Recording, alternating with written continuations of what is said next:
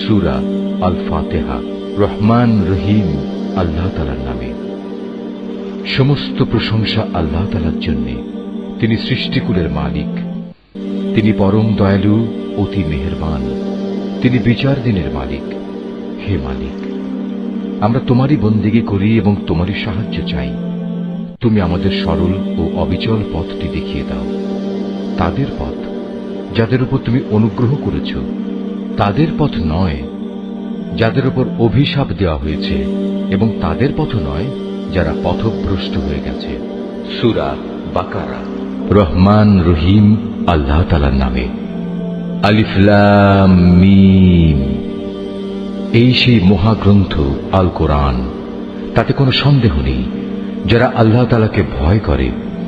এই কিতাব কেবল তাদের জন্য পথ প্রদর্শক, যারা না দেখে আল্লাহ তাআলাকে বিশ্বাস করে, যারা নামাজ প্রতিষ্ঠা করে। তাদের আমি যা কিছু দান করেছি তারা তা থেকে আমার এই নির্দেশিত পথে ব্যয় করে। যারা তোমার উপর যা কিছু নাজিল করা হয়েছে তার উপর ঈমান আনে তোমার আগে নবীদের উপর যা কিছু নাজিল করা হয়েছে তার উপর। সর্বোপরি তারা পরকালের উপরও ঈমান আনে। সত্যিকার অর্থে এই লোকগুলোই তাদের মালিকের দেখানো সঠিক পথের উপর রয়েছে, এবং এরাই হচ্ছে সফলকাম। যারা এই বিষয়গুলো অস্বীকার করে, তাদের তুমি পরকালের কথা বলে সাবধান করো আর না করো, কার্যত উভয়টাই তাদের জন্য সমান কথা। এরা কখনো ঈমান আনবে না।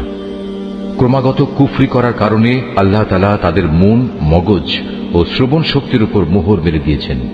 এদের দৃষ্টিশক্তির উপরও এক ধরনের আবরণ পড়ে আছে। যারা এ ধরনের লোক, তাদের জন্য পরকালের কষ্টদায়ক শাস্তি রয়েছে। মানুষদের মাঝে কিছু লোক এমনও আছে যারা মুখে বলে আমরা আল্লাহ তাআলা ও পরকালের উপর ঈমান এনেছি, কিন্তু এদের কর্মকাণ্ড দেখলে তুমি বুঝতে পারবে এরা মোটেই ঈমানদার নয়। মুখে ঈমানের দাবি করে এরা আল্লাহ তাআলা ও তার নেক বান্দাদের সাথে প্রতারণা করে যাচ্ছে। মূলত এ কাজের মাধ্যমে তারা অন্য কাউকে নয়, নিজেদেরই ধোঁকা দিয়ে যাচ্ছে, যদিও এ ব্যাপারে তাদের কোনো প্রকারের চৈতন্য নেই। আসলে এদের মনের ভেতর রয়েছে এক ধরনের মারাত্মক ব্যাধি। প্রতারণার কারণে আল্লাহ তাআলা এদের সে ব্যাধি বাড়িয়ে দিয়েছেন। তাদের জন্য রয়েছে আল্লাহ তাআলার পক্ষ থেকে পীড়াদায়ক আযাব, কেননা তারা মিথ্যা বলছিল। তাদের যখন বলা হয় তোমরা এই শান্তিপূর্ণ জমিনে অশান্তি ও বিপর্যয় সৃষ্টি করো না, তখন তারা বলে না, আমরাই তো বরং সংশোধনকারী। অথচ এরাই হচ্ছে জমিনে যাবতীয় বিপর্যয় সৃষ্টিকারী, যদিও তারা এ ব্যাপারে কোনো চৈতন্য রাখে না। তাদের যখন বলা হয় অন্য লোকেরা যেমন ঈমান এনেছে তোমরাও তেমনি ভাবে ঈমান আনো, তারা বলে হে নবী, তুমি কি চাও আমরাও নির্বোধ লোকদের মতো ঈমান আনি? আসলে নির্বোধ তো হচ্ছে এরা নিজেরাই, যদিও তারা এই কথাটা জানে না। মুনাফিকদের অবস্থা হচ্ছে তারা যখন ঈমানদার লোকদের সাথে মিলিত হয় তখন বলে আমরা ঈমান এনেছি, আবার যখন একাকী তাদের শয়তানদের সাথে মিলিত হয় তখন বলে আমরা তো তোমাদের সাথেই আছি। ঈমানের কথা বলে ওদের সাথে আমরা ঠাট্টা করছিলাম মাত্র। মূলত আল্লাহ তাআলাই তাদের সাথে ঠাট্টা করে যাচ্ছেন। আল্লাহ তাআলাই তাদের অবকাশ দিয়ে রেখেছেন। তারা তাদের বিদ্রোহে বিভ্রান্তের ন্যায় ঘুরে বেড়াচ্ছে। এরা জেনে বুঝে হেদায়েতের বিনিময়ে গোমরাহি কিনে নিয়েছে। তাদের এ ব্যবসাটা কিন্তু মোটেই লাভজনক হয়নি, এবং এরা সঠিক পথের অনুসারীও নয়। এদের উদাহরণ হচ্ছে সে হতভাগ্য ব্যক্তির মতো যে অন্ধকারে আগুন জ্বালাতে চাইল। যখন তা তার গোটা পরিবেশটাকে আলোকোজ্জ্বল করে দিল, তখন হঠাৎ করে আল্লাহ তাআলা তাদের কাছ থেকে আলোটুকু ছিনিয়ে নিলেন এবং তাদের এমন অন্ধকারে ফেলে রাখলেন যে তারা কিছুই দেখতে পেল না। এদের অবস্থা হচ্ছে এরা কানেও শোনে না, চোখেও দেখে না, মুখ দিয়ে কথাও বলতে পারে না। অতএব এসব লোক সঠিক পথের দিকে ফিরে আসবে না। অথবা এদের উদাহরণ হচ্ছে আসমান থেকে নেমে আসা বৃষ্টির মতো। এর মাঝে রয়েছে আবার অন্ধকার, মেঘের গর্জন ও বিদ্যুতের চমক। বিদ্যুৎ গর্জন ও মৃত্যুর ভয়ে এরা নিজেদের কানে নিজেদের আঙুল ঢুকিয়ে রাখে। এরা জানে না আল্লাহ তাআলা কাফেরদের সকল দিক থেকেই ঘিরে রেখেছেন। তাতে এদের অবস্থা নাজুক হয়ে পড়ে। মনে হয় এখনই বিদ্যুৎ এদের চোখ নিষ্প্রভ করে দেবে। এই আতঙ্কজনক অবস্থায় আল্লাহ তাআলা যখন এদের জন্য একটু আলো জ্বালিয়ে দেন তখন এরা সেদিকে চলতে থাকে। আবার যখন তিনি তাদের উপর অন্ধকার চাপিয়ে দেন তখন এরা একটু থমকে দাঁড়ায়। অথচ আল্লাহ তাআলা চাইলে সহজেই তাদের শোনার ও দেখার ক্ষমতা ছিনিয়ে নিতে পারতেন। নিশ্চয়ই তিনি সর্বশক্তিমান। হে হে মানুষ, তোমরা সেই মহান আল্লাহ তাআলার দাসত্ব স্বীকার করো যিনি তোমাদের এবং তোমাদের আগে যারা ছিল তাদের সবাইকে পয়দা করেছেন। আশা করা যায় এর ফলে তোমরা যাবতীয় সংকট থেকে বেঁচে থাকতে পারবে। তিনি সেই মহান সত্তা যিনি জমিনকে তোমাদের জন্য শয্যা বানালেন, আসমানকে বানালেন ছাদ এবং আসমান থেকে পানি পাঠালেন। তার সাহায্যে তিনি নানা প্রকারের ফলমূল উৎপাদন করে তোমাদের জীবিকার ব্যবস্থা করলেন। অতঃপর তোমরা জেনে বুঝে এসব কাজে আল্লাহ তাআলার সাথে কাউকে শরীক করো না। আমি আমার বান্দার উপর যে কিতাব নাজিল করেছি তার সত্যতার ব্যাপারে যদি তোমাদের কোনো সন্দেহ থাকে তাহলে যাও, তার মতো করে একটি সূরা তোমরাও রচনা করে নিয়ে এসো। এক আল্লাহ ছাড়া তোমাদের আর যেসব বন্ধু বান্ধব রয়েছে তাদেরও প্রয়োজনে সহযোগিতার জন্য ডাকো, যদি তোমরা তোমাদের দাবিতে সত্যবাদী হও। কিন্তু তোমরা যদি তা না করতে পারো, এবং আমি জানি তোমরা তা কখনই করতে পারবে না, তাহলে তোমরা দোজখের সেই কঠিন আগুনকে ভয় করো যার ইন্ধন হবে মানুষ ও পাথর। আল্লাহ তাআলাকে যারা অস্বীকার করে তাদের জন্যই এটা প্রস্তুত করে রাখা হয়েছে। অতঃপর যারা এই কিতাবের উপর ঈমান এনেছে এবং ভালো কাজ করেছে তাদের তুমি হে নবী সুসংবাদ দাও এমন এক জান্নাতের যার নিচ দিয়ে ঝর্ণা প্রবাহিত হতে থাকবে। যখনই তাদের এই জান্নাতের কোন একটি ফল দেয়া হবে তখনই তারা বলবে, এ ধরনের ফল তো ইতিপূর্বেও আমাদের দেওয়া হয়েছিল। তাদের মূলত এমনি ধরনের জিনিসই সেখানে দেওয়া হবে। তাদের জন্য আরো সেখানে থাকবে পবিত্র সহধর্মী এবং সহধর্মিনী, এবং তারা সেখানে অনন্তকাল ধরে অবস্থান করবে। সত্য প্রমাণের জন্য আল্লাহ তাআলা মশা কিংবা তার চাইতে উপরে যা কিছু আছে তার উদাহরণ দিতেও লজ্জাবোধ করেন না।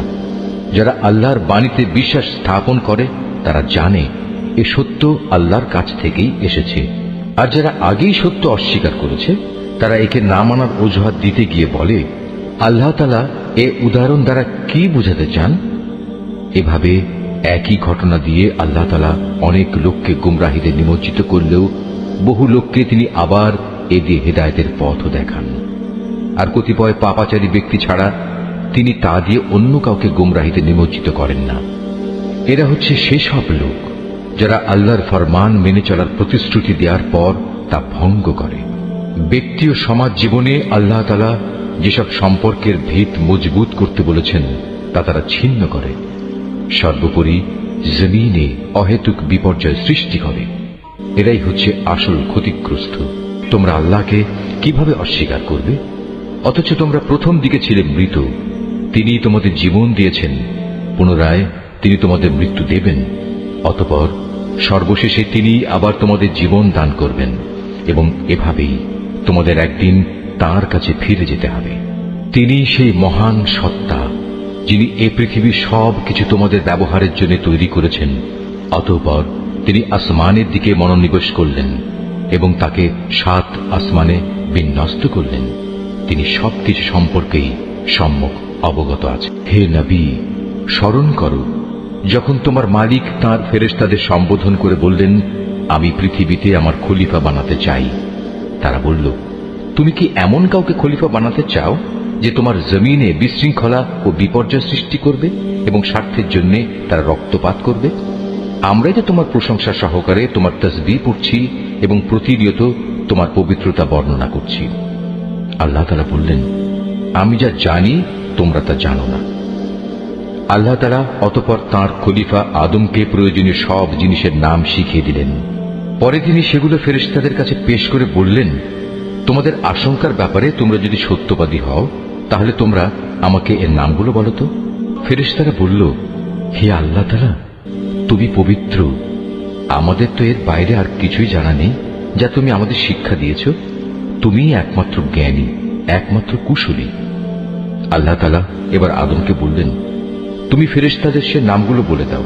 অতএব আদম আল্লাহর নির্দেশে ফেরেশতাদের সামনে নামগুলো যখন সুন্দরভাবে বলে দিল, তখন আল্লাহ তাআলা বললেন, আমি কি তোমাদের বলিনি যে আমি আসমান সমূহ ও জমিনের যাবতীয় গোপন বস্তু জানি, এবং তোমরা যা কিছু প্রকাশ করো আর যা কিছু গোপন করো আমি তাও ভালোভাবে জানি। আল্লাহ তাআলা যখন ফেরেশতাদের বললেন, তোমরা সম্মানের প্রতীক হিসেবে আদমের জন্য সাজদা করো, অতঃপর তারা আল্লাহর আদেশে আদমের সামনে সাজদা অবনত হল, শুধু ইবলিস ছাড়া। সে সাজদা করতে অস্বীকার করল এবং অহংকার করল। অতঃপর সে নাফরমানদের দলে শামিল হয়ে গেল। আমি বললাম, হে আদম, তুমি এবং তোমার স্ত্রী পরম সুখে এই বেহেশতে বসবাস করতে থাকো এবং এই নিয়ামত থেকে যা তোমাদের মন চায় তাই তোমরা স্বাচ্ছন্দ্যের সাথে আহার করো, তবে এই গাছটির পাশেও যেও না, অন্যথায় তোমরা দুজনই সীমা লঙ্ঘনকারীদের মধ্যে শামিল হয়ে যাবে। কিন্তু শয়তান শেষ পর্যন্ত সেখান থেকে তাদের উভয়ের পদস্খলন ঘটাল। তারা উভয়ে বেহেশতে যেখানে ছিল সেখান থেকে সে তাদের বের করেই ছাড়ল। আর আমি তাদের বললাম, তোমরা একজন আরেকজনের দুশমন হিসেবে এখান থেকে নেমে পড়ো। তোমাদের পরবর্তী বাসস্থান হবে পৃথিবী, সেখানে একটি নির্দিষ্ট সময় পর্যন্ত তোমাদের জন্য জীবনের যাবতীয় উপকরণ থাকবে। অতঃপর আদম তার মালিকের কাছ থেকে হেদায়েত সম্বলিত কিছু বাণী পেল। আল্লাহ তাআলা তার উপর ক্ষমা পরবশ হলেন। অবশ্যই তিনি বড় মেহেরবান ও ক্ষমাশীল। আমি তাদের বললাম, তোমরা সবাই এবার এখান থেকে নেমে যাও, তবে যেখানে যাবে অবশ্যই সেখানে আমার পক্ষ থেকে তোমাদের কাছে জীবন বিধান সম্পর্কিত হেদায়েত আসবে। অতঃপর যে আমার সেই বিধান মেনে চলবে তার কোনো ভয় নেই, তাদের কোনো প্রকার উৎকণ্ঠিতও হতে হবে না। আর যারা আমার বিধান অস্বীকার করবে এবং আমার আয়াতসমূহ মিথ্যা প্রতিপন্ন করে লাগামহীন জীবন যাপন করবে, তারা অবশ্যই জাহান্নামের বাসিন্দা হবে, তারা সেখানে চিরদিন থাকবে। হে বনী ইসরাইল জাতি, তোমাদের উপর আমি যেসব নিয়ামত দিয়েছি তোমরা সেগুলো স্মরণ করো, আমার আনুগত্যের প্রতিশ্রুতি তোমরা পূর্ণ করো। আমিও এর বিনিময়ে তোমাদের দুনিয়া ও আখিরাতের পুরস্কারের প্রতিশ্রুতি পূর্ণ করব এবং তোমরা একমাত্র আমাকেই ভয় করো। আমি মুহাম্মাদের কাছে যা কোরআন নাজিল করেছি তোমরা এর উপর ঈমান আনো, যা তোমাদের কাছে যা কিছু আছে তার সত্যায়নকারী। তোমরা কিছুতেই এর প্রথম অস্বীকারী হইও না এবং বৈষয়িক স্বার্থে সামান্য মূল্যে আমার আয়াত বিক্রি করো না, এবং তোমরা শুধু আমাকেই ভয় করো। তোমরা মিথ্যা দিয়ে সত্যকে পোশাক পরিয়ে দিও না এবং সত্যকে জেনে বুঝে লুকিয়েও রেখো না। তোমরা নামাজ প্রতিষ্ঠা করো, যাকাত আদায় করো। যারা আমার সামনে অবনত হয় তাদের সাথে মিলে তোমরাও আমার আনুগত্য স্বীকার করো। তোমরা কি মানুষদের ভালো কাজের আদেশ করো এবং নিজেদের জীবনে তা বাস্তবায়নের কথা ভুলে যাও? অথচ তোমরা সবাই আল্লাহর কেতাব পড়ো, কিন্তু কেতাবের এ কথা তোমরা কি বোঝো না? হে ঈমানদার ব্যক্তিরা, তোমরা সবর ও নামাজের মাধ্যমে আল্লাহর কাছে সাহায্য চাও। যাবতীয় হক আদায় করে নামাজ প্রতিষ্ঠা করা অবশ্যই একটা কঠিন কাজ, কিন্তু যারা আল্লাহকে ভয় করে তাদের কথা আলাদা। যারা জানে একদিন তাদের সবাইকে তাদের মালিকের সামনাসামনি হতে হবে এবং তাদের সবাইকে তার কাছে ফিরে যেতে হবে, তার জন্যে এটা কঠিন কিছু নয়। হে বনী ইসরাইল জাতি, তোমরা আমার সেই নিয়ামতের কথা স্মরণ করো যা আমি তোমাদের দান করেছি। আমার সেই নিয়ামতের মধ্যে একটি ছিল আমি তোমাদের সৃষ্টিকুলের উপর প্রাধান্য দিয়েছিলাম। হে ঈমানদার ব্যক্তিরা, তোমরা সেই দিনটিকে ভয় করো যেদিন একজন আরেকজনের কোনোই কাজে আসবে না, একজনের কাছ থেকে আরেকজনের পক্ষে কোনো সুপারিশও সেদিন গ্রহণ করা হবে না, এবং কারো কাছ থেকে মুক্তিপণ নেয়া কিংবা তা নিয়ে কাউকে ছেড়ে দেয়া হবে না, না তাদের সেদিন কোন রকম সাহায্য করা হবে। স্মরণ করো যখন আমি তোমাদের ফেরাউনের লোকদের গোলামি থেকে মুক্তি দিয়েছিলাম। তারা তোমাদের উপর ভীষণ অত্যাচার করত, তারা নিকৃষ্ট ধরনের শাস্তি দ্বারা তোমাদের যন্ত্রণা দিত, তারা তোমাদের পুত্র সন্তানদের হত্যা করত এবং তোমাদের মেয়েদের তারা জীবিত রেখে দিত। তোমাদের মালিকের পক্ষ থেকে এতে তোমাদের জন্য বড় একটা পরীক্ষা নিহিত ছিল।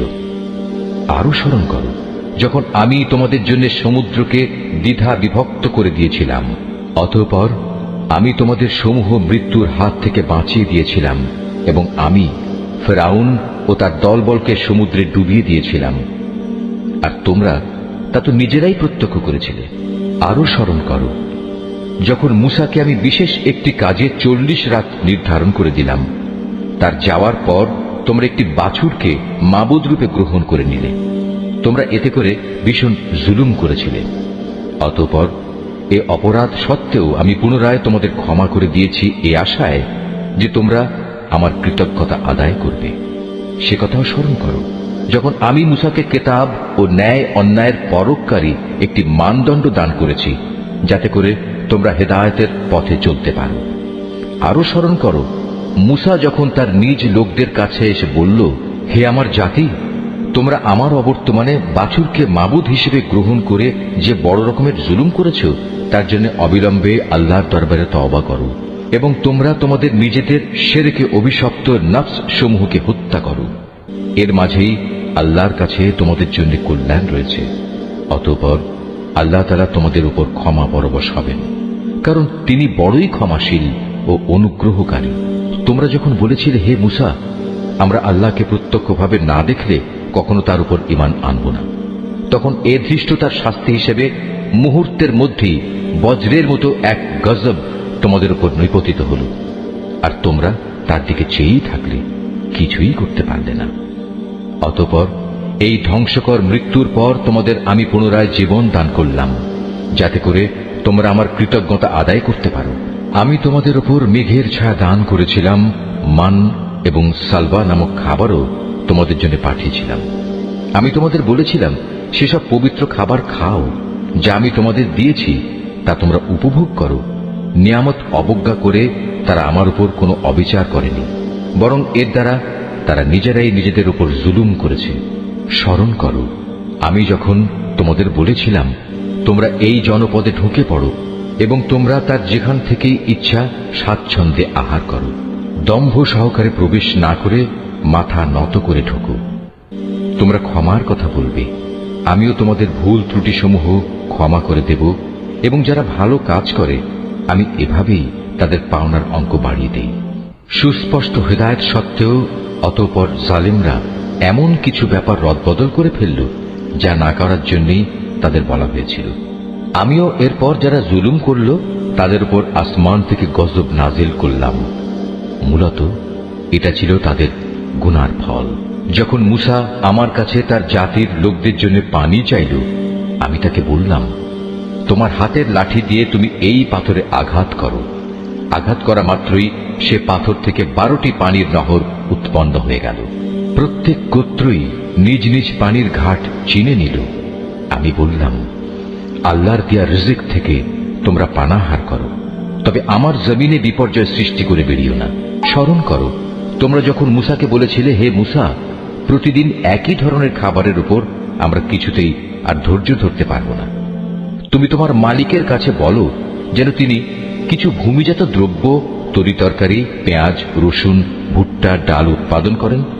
সে বলল, তোমরা কি আল্লাহর পাঠানো এই উৎকৃষ্ট জিনিসের সাথে একটি তুচ্ছ ধরনের জিনিসকে বদলে দিতে চাও? যদি তাই হয়, তাহলে তোমরা অন্য কোনো শহরে সরে পড়ো, যেখানে তোমাদের এসব জিনিস যা তোমরা চাইবে তা অবশ্যই পাওয়া যাবে। আল্লাহ তাআলার আদেশ অমান্য করার ফলে শেষ পর্যন্ত অপমান ও দারিদ্র্য তাদের উপর ছেয়ে গেল। আল্লাহর গজব দ্বারা তারা আক্রান্ত হয়ে গেল। এটা এ কারণে যে এরা ক্রমাগত আল্লাহর আয়াতকে অস্বীকার করতে থাকলো এবং আল্লাহর নবীদের অন্যায়ভাবে হত্যা করতে থাকলো।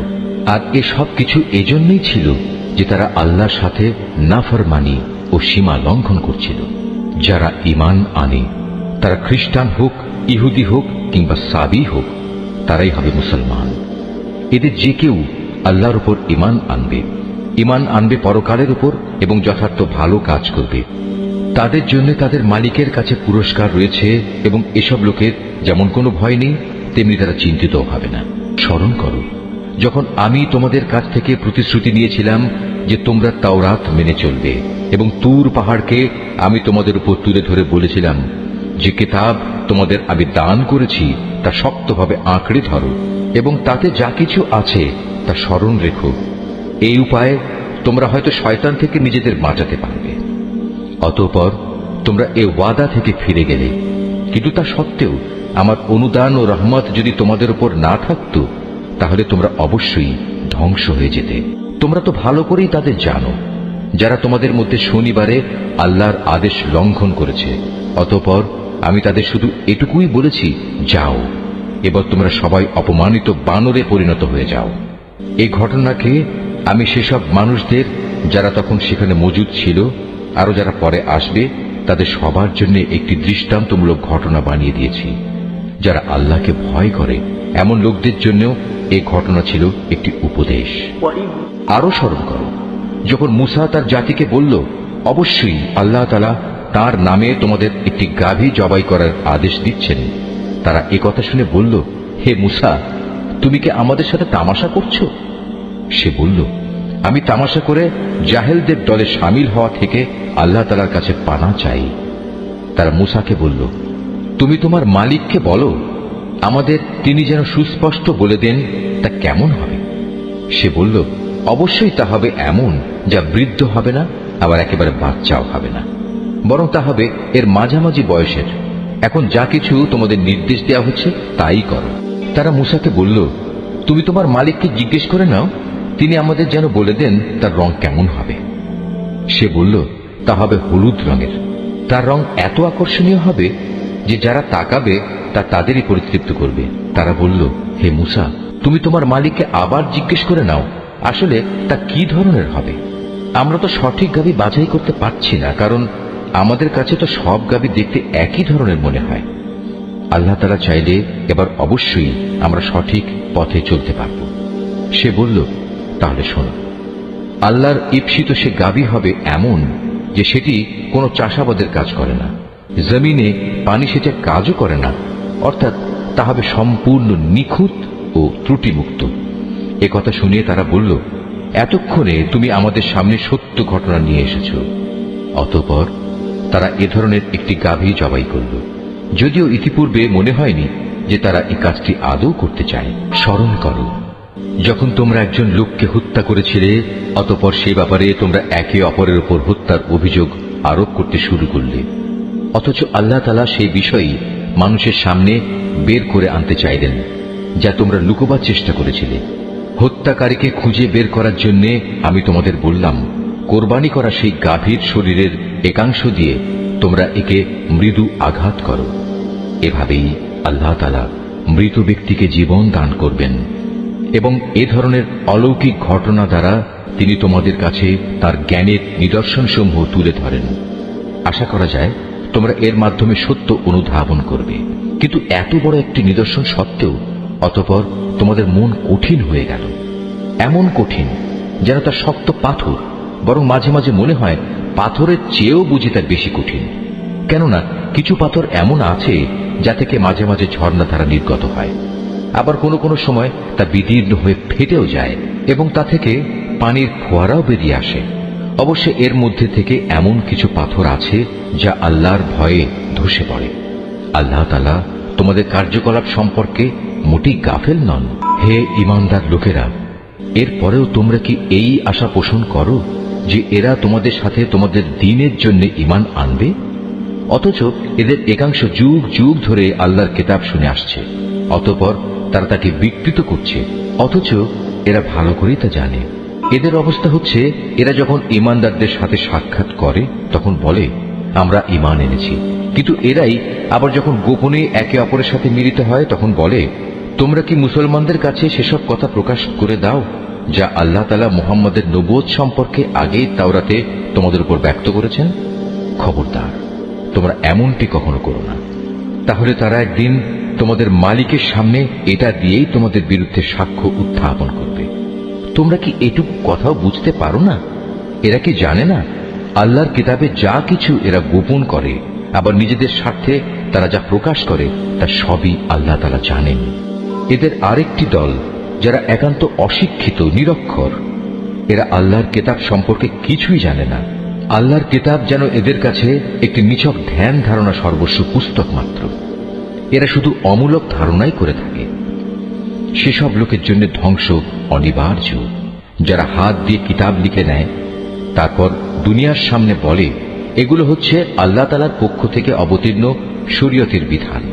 তাদের উদ্দেশ্য হচ্ছে যেন তা দিয়ে দুনিয়ার কিছু স্বার্থ তারা কিনে নিতে পারে, অতঃপর তাদের হাত যা কিছু রচনা করেছে তার জন্য তাদের ধ্বংস ও দুর্ভোগ, যা কিছু তারা উপার্জন করেছে তার জন্য তাদের দুর্ভোগ। এসব নির্বোধ লোকেরা বলে জাহান্নামের আগুন কখনোই আমাদের স্পর্শ করবে না, একান্ত যদি করেও তা হবে নির্দিষ্ট কয়েকটা দিনের জন্য মাত্র। হে নবী, তুমি তাদের বলো, তোমরা কি আল্লাহর কাছ থেকে এমন কোন প্রতিশ্রুতি আদায় করে নিয়েছ? আল্লাহ তাআলা তো কখনো তার প্রতিশ্রুতি ভঙ্গ করেন না। না তোমরা জেনে বুঝেই আল্লাহ তাআলা সম্পর্কে এমন সব কথা বলে বেড়াচ্ছ যা তোমরা নিজেরাই জানো না। হ্যাঁ, যে কোনো ব্যক্তি স্বেচ্ছায় অপরাধ করেছে এবং যাকে তার পাপ ঘিরে রেখেছে, এমন লোকেরাই হচ্ছে জাহান্নামের অধিবাসী এবং সেখানে তারা চিরদিন অবস্থান করবে। আবার যারাই আল্লাহর উপর ঈমান আনবে এবং ভালো কাজ করবে তারা বেহেশতবাসী হবে, তারা সেখানে চিরদিন থাকবে। যখন আমি বনী ইসরায়েলদের কাছ থেকে এ মর্মে প্রতিশ্রুতি নিয়েছিলাম যে তোমরা আল্লাহ তাআলা ছাড়া অন্য কারো ইবাদত করবে না এবং মাতা পিতার সাথে সৎ ব্যবহার করবে, আত্মীয় স্বজন এতিম মিসকিনদের সাথে ভালো ব্যবহার করবে, মানুষদের সুন্দর কথা বলবে, নামাজ প্রতিষ্ঠা করবে, যাকাত প্রদান করবে, কিন্তু এ সত্ত্বেও তোমাদের মধ্যে সামান্য কিছু সংখ্যক লোক ছাড়া অধিকাংশই অতঃপর সেদিন ফিরে গেছ। এভাবেই তোমরা প্রতিশ্রুতি থেকে মুখ ফিরিয়ে নিয়েছিলে। তোমাদের কাছ থেকে আমি এ প্রতিশ্রুতিও নিয়েছিলাম যে তোমরা কেউ কারো রক্তপাত করবে না এবং নিজেদের লোকদের তাদের ঘর বাড়ি থেকে উচ্ছেদ করবে না। অতঃপর তোমরা তা স্বীকার করে নিয়েছিলে। তোমরা তো নিজেরাই এ সাক্ষ্য দিচ্ছ। তারপর এই তো হচ্ছে, তোমরা একে অপরকে তোমরা হত্যা করতে লাগলে। তোমাদের এক দলকে তোমরা তাদের ভিটে মাটি থেকে বিতাড়িত করে দিতে লাগলে। অন্যায় এবং জুলুম দ্বারা জালেমদের তোমরা তাদের উপর পৃষ্ঠপোষকতা করতে থাকলে। শুধু তাই নয়, কোন লোক যুদ্ধবন্দী হয়ে তোমাদের কাছে এলে তোমরা তাদের জন্য মুক্তিপণ দাবি করো, অথচ তাদের ঘরবাড়ি থেকে উচ্ছেদ করাটাই ছিল তোমাদের উপর অবৈধ কাজ এবং আল্লাহ তাআলাকে দেয়া প্রতিশ্রুতির লঙ্ঘন। তোমরা কি তাহলে আল্লাহর কিতাবের একাংশ বিশ্বাস করো এবং আরেক অংশ অবিশ্বাস করো? সাবধান, কখনো যদি কোনো জাতি কিংবা ব্যক্তি দ্বীনের অংশ বিশেষের উপর ঈমান আনয়নের এ আচরণ করে, তাদের শাস্তি এছাড়া আর কি হবে? যে পার্থিব জীবনে তাদের লাঞ্ছনা ভোগ করতে হবে, তাদের পরকালেও কঠিনতম আযাবের দিকে নিক্ষেপ করা হবে। তোমরা প্রতিনিয়ত যা করছো, আল্লাহ তাআলা সে সব কিছু থেকে মোটেও উদাসীন নন। বস্তুত এই লোকেরা আখিরাতের স্থায়ী জীবনের বিনিময়ে দুনিয়ার অস্থায়ী জীবন খরিদ করে নিয়েছে। এরা যেহেতু আযাব বিশ্বাসই করেনি, তাই আল্লাহ তাআলার পক্ষ থেকে তাদের আযাব কিঞ্চিত পরিমাণ হালকা করা হবে না, আর না তাদের কোনো দিক থেকে কোন রকম সাহায্য করা হবে। আমি মূসাকে কিতাব দিয়েছি, তারপর একে একে আমি আরো অনেক নবী পাঠিয়েছি এবং বাপ ছাড়া সন্তান পয়দা হওয়ার মতো সুস্পষ্ট নিদর্শন দিয়ে আমি মরিয়ম পুত্র ঈসাকে পাঠিয়েছি এবং আমার পাঠানো বাণী ও পবিত্র আত্মার মাধ্যমে তাকে আমি সাহায্য করেছি। অথচ যখনই তোমাদের কাছে আল্লাহর কোনো নবী আসত, তোমাদের মনোপুত না হলে তোমরা অহংকারের বশবর্তী হয়ে তাদের অস্বীকার করেছ। তাদের কাউকে তোমরা মিথ্যাবাদী বলেছ, আবার তাদের একদলকে তোমরা হত্যাও করেছ। তারা বলে, হিদায়াতের জন্য আমাদের মন ও তার দরজা বন্ধ হয়ে আছে। আসলে আল্লাহ তাআলাকে তাদের ক্রমাগত অস্বীকার করার কারণে তিনি তাদের উপর অভিসম্পাত করেছেন। অতঃপর তাদের সামান্য পরিমাণ লোকই আল্লাহর উপর ঈমান এনেছে। যখনই তাদের কাছে আল্লাহর কাছ থেকে কিতাব নাজিল হলো, যা তাদের কাছে মজুদ কিতাবের সত্যতা স্বীকার করে, তাছাড়া এর আগে তারা নিজেরাই সমাজের অন্যান্য কাফেরদের উপর বিজয়ী হওয়ার জন্য এই কিতাব ও তার বাহকের আগমন কামনা করেছিল। কিন্তু আজ যখন তা তাদের কাছে এলো এবং যা তারা যথাযথ চিনতেও পারল, তাই তারা অস্বীকার করল। যারা আল্লাহর কিতাব অস্বীকার করে, তাদের উপর আল্লাহর অভিসম্পাত নাজিল হোক। কত নিকৃষ্ট বস্তু সেটি, যার বিনিময়ে তারা তাদের নিজেদের মন প্রাণ বিক্রয় করে দিয়েছে। শুধু গোলামির বশবর্তী হয়েই তারা আল্লাহর নাজিল করা বিধান অস্বীকার করেছে, শুধু এ কারণে যে আল্লাহ তাআলা তার বান্দাদের মধ্যে থেকে যাকে চান তাকে নবুয়ত দিয়ে অনুগ্রহ করেন। তাদের এ কুফরির ফলে তারা ক্রোধের উপর ক্রোধে আক্রান্ত হল। আর কাফেরদের জন্য তো এমনই অপমানজনক শাস্তি রয়েছে, যখন তাদের বলা হয় আল্লাহ তাআলা যা কিছু নাজিল করেছেন তার উপর ঈমান আনো। তারা বলে, আমরা তো শুধু সেসব কিছুর উপর ঈমান আনি যা আমাদের বনী ইসরায়েল জাতির উপর নাজিল করা হয়েছে।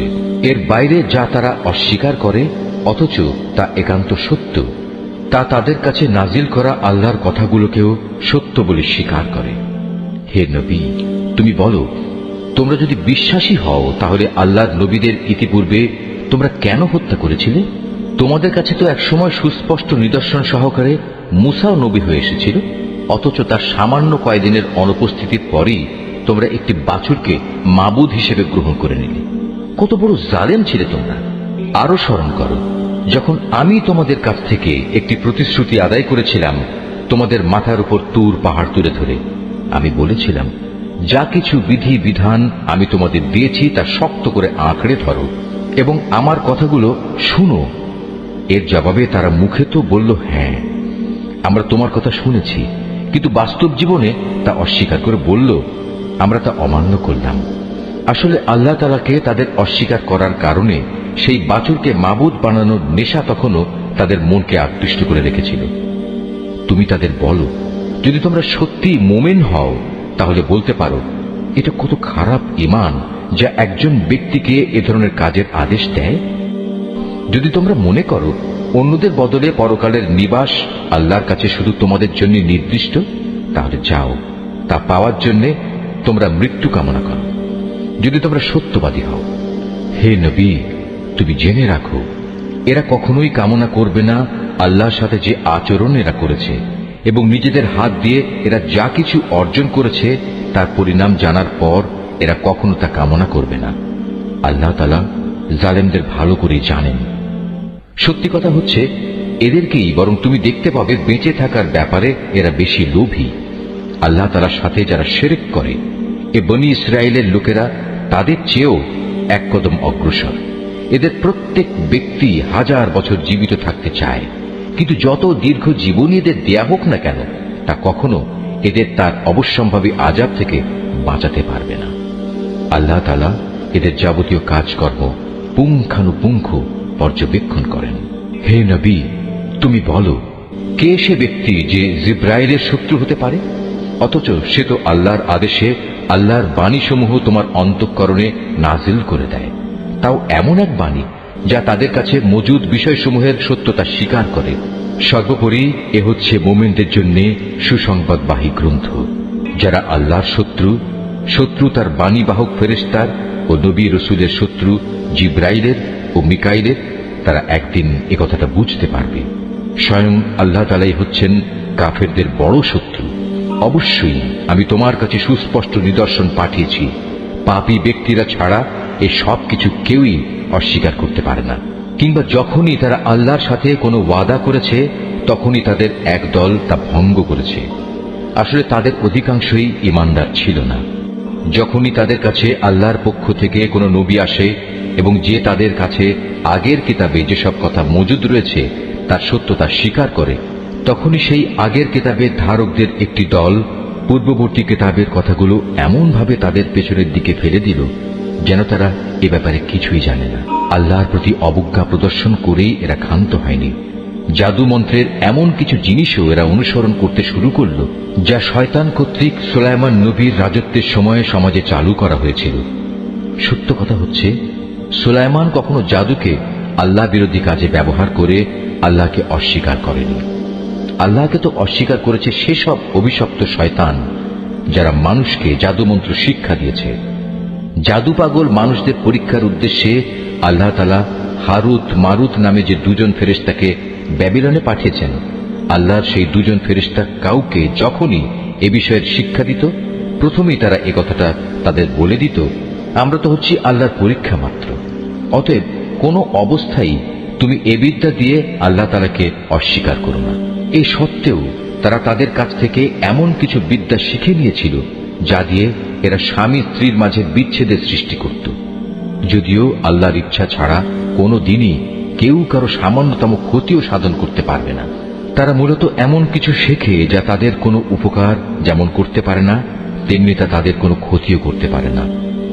তারা যদি জানত শ্রম ও অর্থ দিয়ে যা তারা কিনে নিয়েছে পরকালে তার কোনো মূল্য নেই, তারা নিজেদের জীবনের পরিবর্তে যা ক্রয় করে নিয়েছে তা সত্যি নিকৃষ্ট। কত ভালো হতো যদি তারা কথাটা জানত। তারা যদি আল্লাহর উপর ঈমান আনত এবং তাঁকেই ভয় করত, তাহলে আল্লাহর পক্ষ থেকে তারা উৎকৃষ্টতম পুরস্কার পেত। কত ভালো হতো যদি তারা এটা অনুধাবন করত। হে ঈমানদার ব্যক্তিরা, ধৃষ্টতার সাথে কখনো বলো না, হে নবী তুমি আমাদের কথা শোনো, বরং তার দৃষ্টি আকর্ষণ করার জন্য বলো, হে নবী আমাদের দিকে লক্ষ্য করো এবং তোমরা সর্বদা তার কথা শুনবে, মনে রাখবে। যারা তার কথা অমান্য করে তাদের জন্য অত্যন্ত বেদনাদায়ক শাস্তি রয়েছে। আসলে এই আহলে কিতাব কিংবা যারা আল্লাহর সাথে প্রকাশ্য শিরক করে তারা কেউই এটা পছন্দ করে না যে তোমার কাছে তোমার মালিকের পক্ষ থেকে নবুয়তের মতো কোনো ভালো কিছু নাজিল হোক। কিন্তু তারা জানে না আল্লাহ তাআলা যাকে চান তাকেই তার অনুগ্রহে বিশেষভাবে বেছে নেন। আল্লাহ তাআলা অত্যন্ত অনুগ্রহশীল। আমি যখন কোনো আয়াত বাতিল করে দেই বা বিশেষ কারণে মানুষদের তা ভুলিয়ে দিতে চাই, তখন তার জায়গায় তার চেয়ে উৎকৃষ্ট কিংবা তারই মতো কোনো আয়াত এনে হাজির করি। তুমি কি জানো না আল্লাহ তাআলা সবকিছুর উপর ক্ষমতাবান? তুমি কি জানো না আসমান সমূহ ও জমিনের সার্বভৌমত্ব একমাত্র আল্লাহ তাআলার জন্যই নির্দিষ্ট? তিনি ছাড়া তোমাদের কোনো বন্ধু নেই, কোনো সাহায্যকারীও নেই। তোমরা কি তোমাদের নবীর কাছে সে ধরনের উদ্ভট প্রশ্ন করতে চাও যিনি তোমাদের আগে মূসাকে করা হয়েছিল? কেউ যদি ঈমানকে কুফরির সাথে বদল করে নেয়, অবশ্যই সে ব্যক্তি সোজা পথ থেকে গোমরা হয়ে যাবে। আহলে কিতাবদের অনেকেই বিদ্বেষের কারণে চাইবে যেভাবেই হোক তোমাদের ঈমানের আলোর বদলে আবার সেই কুফরির অন্ধকারে ফিরিয়ে নিতে। এমনকি সত্য তাদের কাছে স্পষ্ট হয়ে যাওয়ার পরও তারা এ পথ থেকে বিরত হবে না। অতএব তাদের ব্যাপারে আল্লাহর সিদ্ধান্ত আসা পর্যন্ত তোমরা ক্ষমার নীতি অবলম্বন করো এবং তাদের সাথে ভালো ব্যবহার করো। আল্লাহ তাআলা সব কিছুর উপর অবশ্যই ক্ষমতাশালী।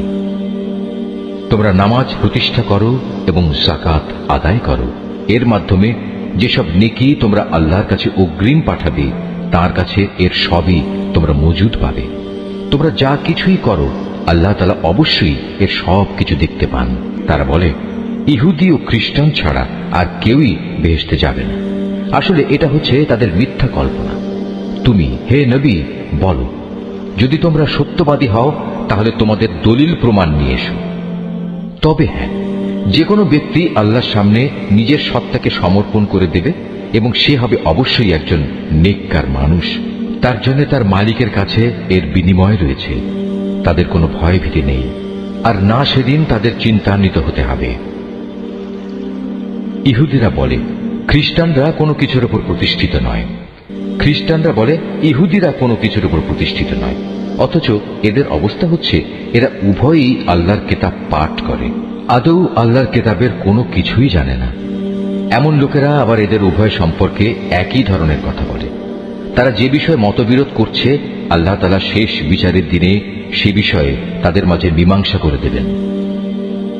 সে ব্যক্তির চেয়ে বড় জালেম আর কে আছে যে ব্যক্তি আল্লাহর ঘর মসজিদে তার নাম স্মরণ করতে বাধা দেয় এবং তার ধ্বংস সাধনে সচেষ্ট হয়। এ ধরনের লোকদের বস্তুত তাতে ঢোকার কোনো যোগ্যতাই নেই। তবে একান্ত ভীত সন্ত্রস্তভাবে ঢুকলে তা ভিন্ন কথা। তাদের জন্য পৃথিবীতে যেমন অপমান লাঞ্ছনা রয়েছে, তেমনি রয়েছে পরকালে কঠিনতম শাস্তি। এরা কেবলা বদলের ব্যাপারেও মতবিরোধ করেছিল, অথচ পূর্ব পশ্চিম সবই তো আল্লাহ তাআলার। তাছাড়া তোমরা যেদিকেই মুখ ফিরাবে সেদিকেই তো আল্লাহ তাআলা রয়েছেন। আল্লাহ তাআলা সর্বব্যাপী এবং জ্ঞানী। খ্রিস্টান লোকেরা বলে আল্লাহ তাআলা অমুককে নিজের সন্তান রূপে গ্রহণ করেছেন, অথচ যাবতীয় পবিত্রতা একান্তভাবে তাঁর। তিনি এ সব কিছুর অনেক ঊর্ধ্বে। আসমান সমূহ ও জমিনের সব কিছুই তাঁর জন্যে। এর প্রতিটি বস্তুই তাঁর একান্ত অনুগত। বরং আসমান সমূহ ও জমিনের তিনি স্রষ্টা। যখন তিনি কোনো একটি বিষয়ের সিদ্ধান্ত করেন সে ব্যাপারে শুধু এটুকুই বলেন হও, আর সাথে সাথেই তা হয়ে যায়। যারা সঠিক কথা জানে না তারা বলে আল্লাহ তাআলা নিজে আমাদের সাথে কথা বলেন না কেন, অথবা এমন কোন নিদর্শন আমাদের কাছে কেন পাঠান না যার মাধ্যমে আমরা তাকে দেখতে পাব। এদের আগের লোকেরাও এদের মতো করেই কথা বলতো। এদের সবার মন আসলে একই ধরনের। আল্লাহকে যারা দৃঢ়ভাবে বিশ্বাস করে আমি তাদের জন্য আমার নিদর্শন সমূহ সুস্পষ্ট করে পেশ করে দিয়েছি। অবশ্যই আমি তোমাকে সত্য দিন সহ পাঠিয়েছি আযাবের ভীতি প্রদর্শনকারী ও জান্নাতের সুসংবাদবাহী হিসেবে। জেনে রেখো, তোমাকে জাহান্নামের অধিবাসীদের দায় দায়িত্বের ব্যাপারে প্রশ্ন করা হবে না। ইহুদি ও খ্রিস্টানরা কখনো তোমার ওপর খুশি হবে না। হ্যাঁ, তুমি যদি কখনো তাদের দলের অনুসরণ করতে শুরু করো তখনই এরা খুশি হবে। তুমি তাদের বলে দাও আল্লাহ তাআলার হেদায়েতই হচ্ছে একমাত্র পথ। সাবধান, তোমার কাছে সঠিক জ্ঞান আসার পরও যদি তুমি তাদের ইচ্ছানুসারে চলতে থাকো, তাহলে আল্লাহ তাআলা ছাড়া তুমি কোনো বন্ধু ও সাহায্যকারী পাবে না। আহলে কিতাবদের মাঝে এমন কিছু লোক আছে যারা এ কোরআনকে যেভাবে নিষ্ঠার সাথে পড়া দরকার সেভাবেই পড়ে, তারা তার উপর ঈমানও আনে। যারা একে অস্বীকার করে তারাই হচ্ছে ক্ষতিগ্রস্ত লোক। হে বনী ইসরাইল জাতি, তোমরা আমার সে নিয়ামত স্মরণ করো যা আমি তোমাদের দান করেছি। সে নিয়ামতের অংশ হিসেবে আমি তোমাদের দুনিয়ার অন্যান্য জাতির উপর শ্রেষ্ঠত্ব দান করেছি। তোমরা সেই দিনটিকে ভয় করো যেদিন একজন মানুষ আরেকজনের কোনোই কাজে আসবে না। সেদিন তার কাছ থেকে কোন রকম বিনিময়ও নেওয়া হবে না। আবার একের পক্ষে অন্যের সুপারিশও সেদিন কোনো উপকারে আসবে না। সেদিন এসব লোকদের কোন রকম সাহায্যও করা হবে না। আরো স্মরণ করো যখন ইব্রাহিমকে তার রব কতিপয় বিষয়ে তার আনুগত্যের পরীক্ষা নিলেন, অতঃপর তা পুরোপুরি সে আদায় করল। আল্লাহ তাআলা বললেন, এবার আমি তোমাকে মানব জাতির জন্য নেতা বানাতে চাই। সে বলল, আমার ভবিষ্যৎ বংশধররাও কি নেতা হিসেবে বিবেচিত হবে? আল্লাহ তাআলা বললেন, আমার প্রতিশ্রুতি জালেমদের কাছে পৌঁছবে না। স্মরণ করো আমি যখন মানুষদের মিলনস্থল ও নিরাপত্তার কেন্দ্র হিসেবে এই কাবা ঘরটি নির্মাণ করেছিলাম, আমি তাদের আদেশ দিয়েছিলাম, তোমরা ইব্রাহিমের দাঁড়ানোর স্থানটিকে নামাজের স্থান হিসেবে গ্রহণ করো। আমি ইব্রাহিম ও ইসমাইলকে আদেশ দিয়েছিলাম যেন তারা আমার ঘর কাবাকে হজ ও ওমরার তাওয়াফকারীদের জন্য, আল্লাহর ইবাদতে আত্মনিয়োগকারীদের জন্য, সর্বোপরি তার নামে রুকু সেজদাকারীদের জন্য পবিত্র করে রাখে। ইব্রাহিম যখন বলেছিল, হে মালিক, এ শহরকে তুমি শান্তি ও নিরাপত্তার শহর বানিয়ে দাও এবং এখানকার অধিবাসীদের মাঝে যে ব্যক্তি আল্লাহ তাআলা এবং পরকালে বিশ্বাস করে তুমি তাদের ফলমূল দিয়ে আহারের যোগান দাও। আল্লাহ তাআলা বললেন, হ্যাঁ, যে ব্যক্তি আমাকে অস্বীকার করবে তাকেও আমি অল্প কয়েকদিন জীবনের উপায় উপকরণ সরবরাহ করতে থাকব। অতঃপর অচিরেই আমি তাদের আগুনের আযাব ভোগ করতে বাধ্য করব, যা সত্যি বড় নিকৃষ্টতম স্থান। ইব্রাহিম ও ইসমাইল যখন এই ঘরের ভিত্তি উঠাচ্ছিল, তখন তারা আল্লাহর কাছে দোয়া করল, হে আমাদের মালিক, আমরা যে উদ্দেশ্যে এই ঘর নির্মাণ করেছি তা তুমি আমাদের কাছ থেকে কবুল করো। একমাত্র তুমি সবকিছু জানো এবং সবকিছু শোনো। তারা আরো বলল, হে আমাদের মালিক, আমাদের উভয়কেই তুমি তোমার অনুগত মুসলিম বান্দা বানাও এবং আমাদের পরবর্তী বংশধরদের মাঝ থেকেও তুমি তোমার একদল অনুগত বান্দা বানিয়ে দাও। হে মালিক, তুমি আমাদের তোমার ইবাদতের আনুষ্ঠানিকতা সমূহ দেখিয়ে দাও এবং তুমি আমাদের উপর দয়া পরবশ হও, কারণ তুমি অত্যন্ত দয়া পরবশ ও পরম দয়ালু। হে আমাদের মালিক, তাদের বংশের মধ্যে তাদের নিজেদের মাঝ থেকে তুমি এমন একজন রসূল পাঠাও যে তাদের কাছে তোমার আয়াতসমূহ পড়ে শোনাবে, তাদের তোমার কিতাবের জ্ঞান ও প্রজ্ঞা শিক্ষা দেবে, উপরন্তু সে তাদের পবিত্র করে দেবে। হে আল্লাহ, তুমি আমাদের এই দোয়া কবুল করো, কারণ তুমি মহাপরাক্রমশালী ও পরম কুশলী। জেনে বুঝে যে নিজেকে মূর্খ বানিয়ে রেখেছে সে ব্যক্তি ছাড়া আর কে এমন হবে যে ইব্রাহিমের আনিত জীবন বিধান থেকে মুখ ফিরিয়ে নেবে? অথচ তাকে আমি দুনিয়ার নবুয়তের জন্য বাছাই করে নিয়েছি। শেষ বিচারের দিনেও সে আমার নেক লোকদের মধ্যে শামিল হবে। যখন আমি তাকে বললাম, তুমি আমার অনুগত মুসলিম হয়ে যাও, সে বলল, আমি সৃষ্টিকুলের মালিক আল্লাহ তাআলার পূর্ণ আনুগত্য স্বীকার করে নিলাম। যে পথ ইব্রাহিম নিজের জন্য বেছে নিল, সে পথে চলার জন্য সে তার সন্তান সন্ততিকেও ওসিয়ত করে গেল। ইয়াকুবও তার সন্তানদের ওসিয়ত করে বলল, হে আমার সন্তানরা, নিশ্চয়ই আল্লাহ তাআলা তোমাদের জন্য এই দ্বীন ইসলাম মনোনীত করে দিয়েছেন। অতএব কোন অবস্থায় এই জীবন বিধানের আনুগত্য স্বীকার ব্যতি রেখে তোমরা মৃত্যুবরণ করো না। হে ইহুদি জাতি, তোমরা কি তখন সেখানে উপস্থিত ছিলে যখন ইয়াকুবের সামনে তার মৃত্যু এসে হাজির হলো এবং সে যখন তার ছেলে মেয়েদের বলল, বলো আমার মৃত্যুর পর তোমরা কার ইবাদত করবে? তারা বলল, আমরা অবশ্যই তোমার মাবুদ, তোমার পূর্বপুরুষ ইব্রাহিম, ইসমাইল ও ইসহাকের মাবুদের ইবাদত করব। এ মাবুদ হচ্ছেন একক, আমরা তার আত্মসমর্পণকারী বান্দা হয়ে থাকব। এরা ছিল এক ধরনের জাতি যারা আজ গত হয়ে গেছে। তারা যা করে গেছে তা তাদের নিজেদের জন্য, আবার তোমরা যা করবে তা হবে তোমাদের নিজেদের জন্য। তারা যা কিছু করছিল সে ব্যাপারে তোমাদের কিছু জিজ্ঞেস করা হবে না। এরা ইহুদি ও নাসারারা বলে, তোমরা ইহুদি কিংবা খ্রিস্টান হয়ে যাও, তাহলে তোমরা সঠিক পথে পরিচালিত হবে।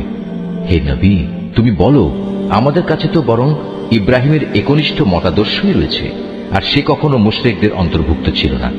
তোমরা বলো, আমরা তো আল্লাহর উপর ঈমান এনেছি এবং ঈমান এনেছি আল্লাহ তাআলা আমাদের কাছে যা কিছু নাজিল করেছেন তার উপর। আমাদের আগে ইব্রাহিম, ইসমাইল, ইসহাক, ইয়াকুব ও তাদের পরবর্তী সন্তানদের উপর যা কিছু নাজিল করা হয়েছে তাও আমরা মানি। তাছাড়া মুসা, ঈসা সহ সব নবীকে তাদের মালিকের পক্ষ থেকে যা কিছু দেওয়া হয়েছে তার উপর আমরা ঈমান এনেছি। আমরা এদের কারো মধ্যেই কোনো তারতম্য করি না। আমরা তো হচ্ছি আল্লাহরই অনুগত বান্দা। আর এরা যদি তোমাদের মতোই আল্লাহর উপর ঈমান আনত, তাহলে তারাও সঠিক পথ পেত। তারা যদি সে পথ থেকে ফিরে আসে, তাহলে তারা অবশ্যই উপদলীয় অনৈক্যের মাঝে পড়ে যাবে। আল্লাহ তাআলাই তোমার জন্য যথেষ্ট হবেন, তিনি শোনেন, তিনিই জানেন। হে নবী, তাদের তুমি বলো, আসল রং হচ্ছে আল্লাহ তাআলারই। এমন কে আছে যার রং তার রঙের চেয়ে উৎকৃষ্ট হতে পারে? আমরা ঘোষণা করছি, আমরা তাঁরই ইবাদত করি। হে নবী, তুমি তাদের বলো, তোমরা কি স্বয়ং আল্লাহ তাআলার ব্যাপারেই আমাদের সাথে বিতর্কে লিপ্ত হতে চাও? অথচ তিনি যেমন আমাদের মালিক, তেমনি তিনি তোমাদেরও মালিক। আমাদের কাজ আমাদের জন্য, আর তোমাদের কাজ তোমাদের জন্য। আমরা তার আনুগত্যের ব্যাপারে সবাই হচ্ছি নিষ্ঠাবান। অথবা তোমরা কি একথা বলতে চাও যে ইব্রাহিম, ইসমাইল, ইসহাক, ইয়াকুব ও তাদের বংশধররা সবাই ছিল ইহুদি কিংবা খ্রিস্টান? হে নবী, তুমি বলে দাও, এ ব্যাপারে তোমরা বেশি জানো না আল্লাহ তাআলা বেশি জানেন? যদি কোনো ব্যক্তি তার কাছে মজুদ আল্লাহর কাছ থেকে আগত সাক্ষ্য প্রমাণ গোপন করে, তাহলে তার চেয়ে বড় জালেম আর কে হতে পারে? আল্লাহ তাআলা তোমাদের কাজকর্মের ব্যাপারে মোটেই গাফেল নন। এরাও ছিল এক ধরনের সম্প্রদায় যারা আজ গত হয়ে গেছে। তারা যা করে গেছে তা তাদের জন্য, আর তোমাদের কর্মফল হবে তোমাদের জন্য। তারা যা কিছু করছিল সে ব্যাপারে তোমাদের কিছু জিজ্ঞাসা করা হবে না।